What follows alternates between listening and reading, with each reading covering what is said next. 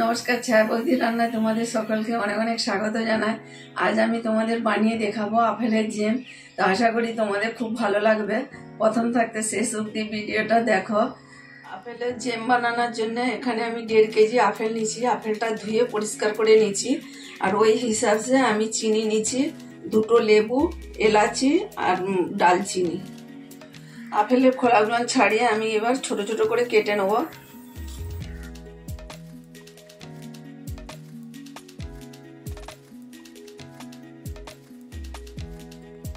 আপেলের খোসাটা আমি ভালো করে ছাড়িয়ে নিয়েছি, এবার আমি কেটে নেব।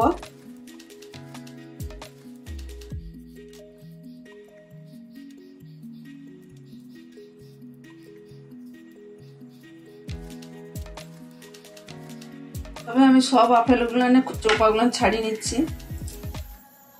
আপেলগুলো খোসা ছাড়িয়ে আমি সবগুলো কেটে নিয়েছি। এবারে আমি গ্যাসের মধ্যে কড়াই জল গরম করতে দেবো। কড়াইয়ের মধ্যে আমি এবার আপেল কুচানোগুলো দিয়ে দিলাম। এই আপেলের মধ্যে 1 গ্লাস জল দিলাম।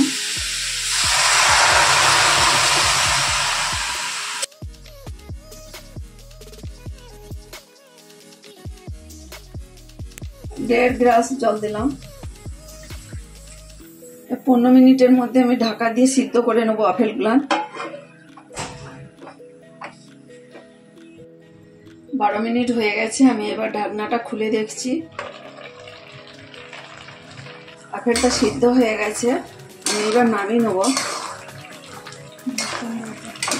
গ্যাসটা বন্ধ করে দিলাম, দিয়ে আমি কিছুক্ষণ ঠান্ডা করতে দেবো। ঠান্ডা করে মিক্সারে পেস্ট করে নেব।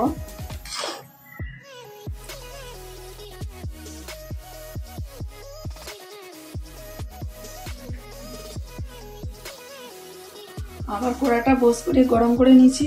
এর মধ্যে এবার আপেলের যে পেস্ট করাটা এটা এবার দিয়ে দেবো।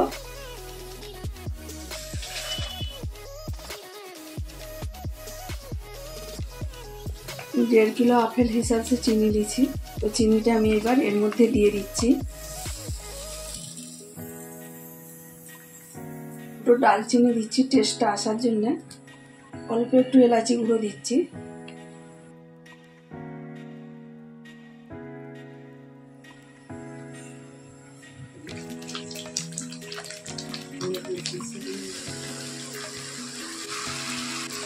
আপেলের জেলিটা হয়ে গেছে, এরকম থপথপের মতো হয়ে গেছে।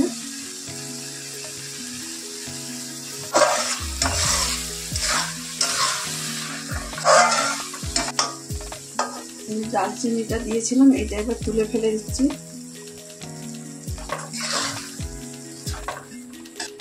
এবার আমি অল্প করে লেবুর রস দিয়ে দিচ্ছি।